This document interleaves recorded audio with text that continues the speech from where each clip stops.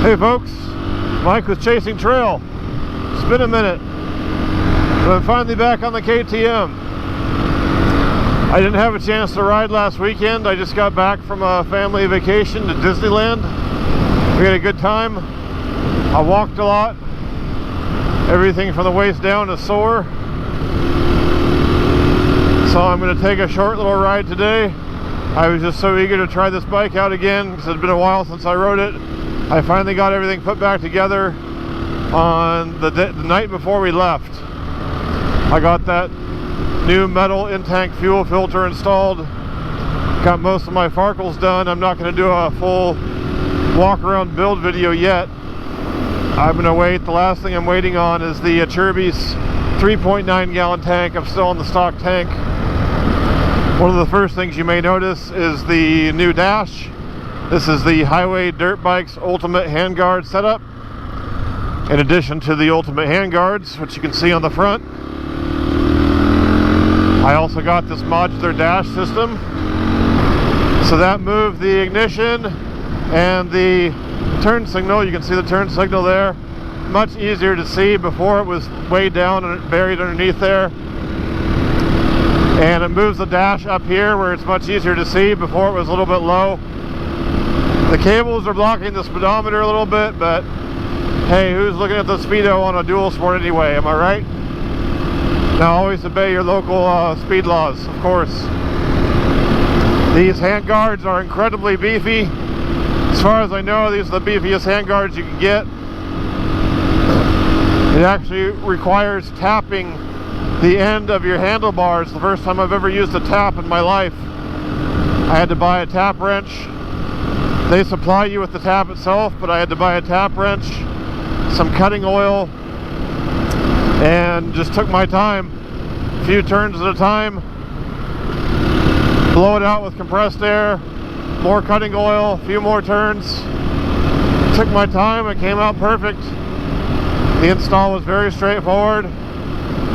Really happy with it turned out. The one thing I'm not super stoked on is these fold-out mirrors.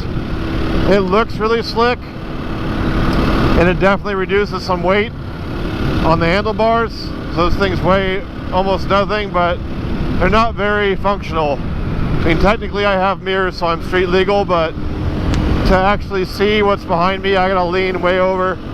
They don't really rotate.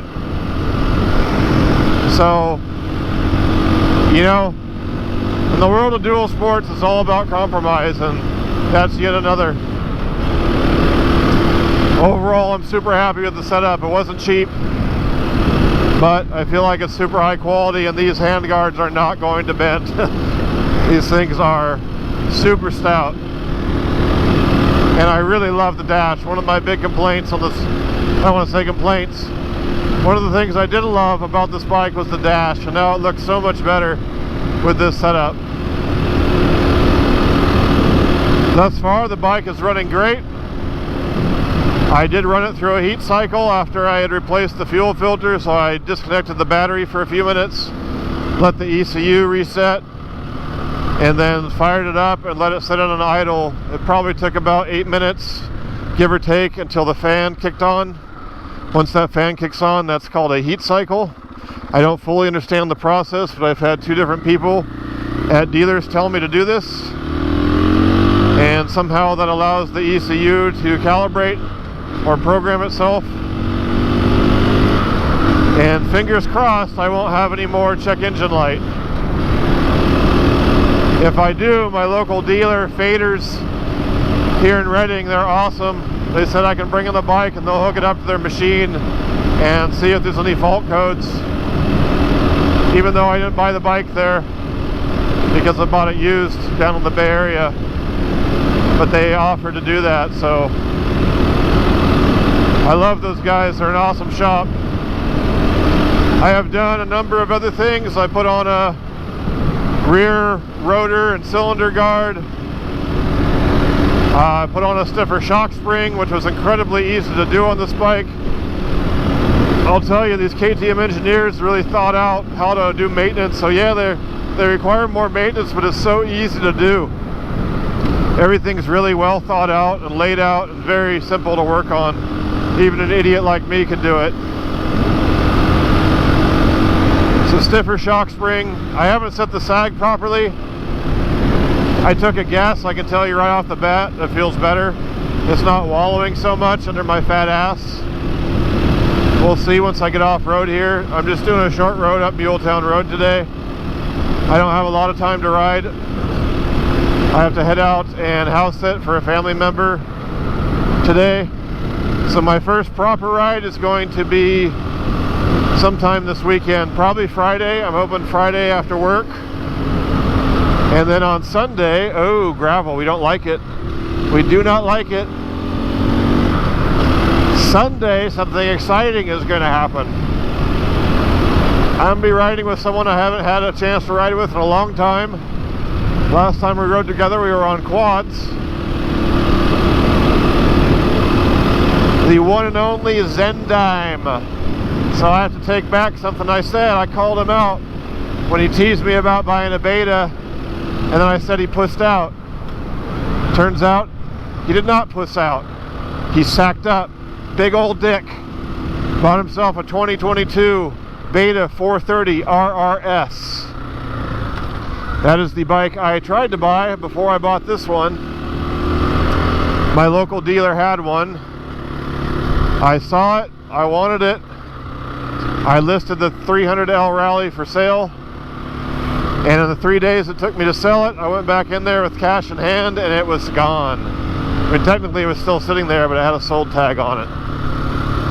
My heart sank, and they weren't going to get another one until June. Not being a patient man, I found this KTM and bought it, and I'm totally happy with it, especially if this check engine light is sorted out. This fucking thing, KTM does provide you with a whole setup. Hopefully I don't crash here fucking with this thing. I'm gonna have to fix that. Let's pull over here for a second. That's gonna fuck me up. One moment here, folks. So KTM does provide you with all this, a whole different setup if you do different handlebars and mirror setup, which is pretty cool. For example, the clutch and brake perch, they give you a whole different top piece for them. This piece and this piece, which gets rid of the mirror mounts, knowing if you're going to do something else with the mirrors. It also gives shorter bolts here that go through this, and they give you these extra dust covers because the stock mounts, the stock handguards rather, served as the dust cover. So without those, they give you these, but they don't really fit very well. So good on KTM for providing you additional parts, knowing you're probably going to set it up differently, but at least that clutch dust guard is pretty useless. One more mod I will probably end up doing. A friend of mine from the channel, Jan, recommended Midwest Engineering makes a clutch lever that's supposed to reduce the clutch lever pull significantly. So I'll probably look into that, because I do feel like the clutch pull in here is pretty damn stiff. The way my pecker is right now from riding this bike. Oh, it feels good to be back on this thing. It's so light. It's so stable. I love it. So ZenDiime Beta 430 RRS. Anyway, I couldn't buy one, but he found one an hour south of us in Chico. He was ready to buy the thing, but he was kind of getting jerked around by the dealer. I'm not going to mention their name. I don't want to call anyone out or anything or be a douche about it, but, well, I kind of was a douche about it. We'll get to that. He was trying to buy this thing, going back and forth and calling and texting, and he likes to get everything in writing, which is smart, so he was trying to keep it all in text or email, but he did call and talk to them a couple times. I've never seen someone have to work so hard to try to buy a motorcycle. So this had gone on for a few days, and I'm like, dude, what's up? Where's the bike? And he's like, I'm still trying to buy it. I'm like, what the fuck is going on here? I had heard that Beta has phenomenal customer service. I heard multiple people talk about it in their video that you can reach out to them and they'll help you out. So I said, well, let's find out for myself. So I emailed them. I said, hey man, my buddy's trying to buy the bike. They're kind of jerking him around. I don't know what's going on or why this is proving to be so difficult. And Frank from Beta got involved, contacted the dealership, and the next day my buddy was able to buy the bike. So yeah, everything I've heard about Beta and from my own experience is true. Their customer service is phenomenal. They replied very quickly, were very willing to get involved and make sure that we weren't getting jerked around anymore. So thank you, Beta. Very happy to see that kind of customer service, and very happy that my buddy was able to get the bike he wanted. So Sunday we're planning to do a ride together. He'll be on that. And because I'm a piece of shit, I'm going to exploit our friendship to every possible degree and do as much as I can to get some content on that Beta.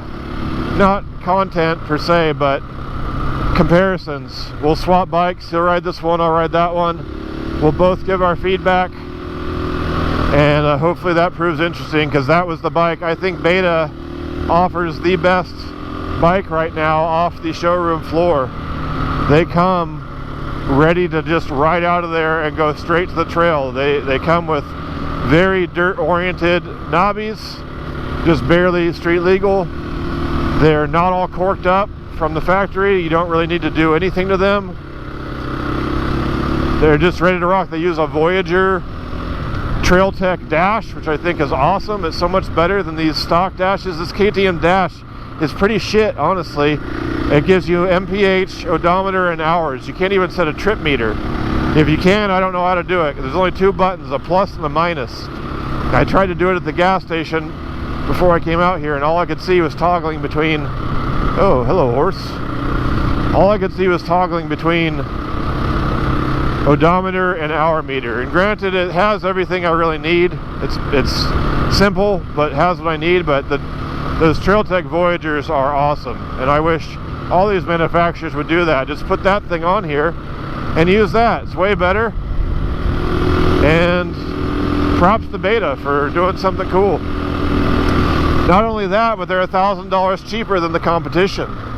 So I think Beta's where it's at right now. I'm very curious to ride his and see what I think, and see what he thinks after riding this one. So that is coming.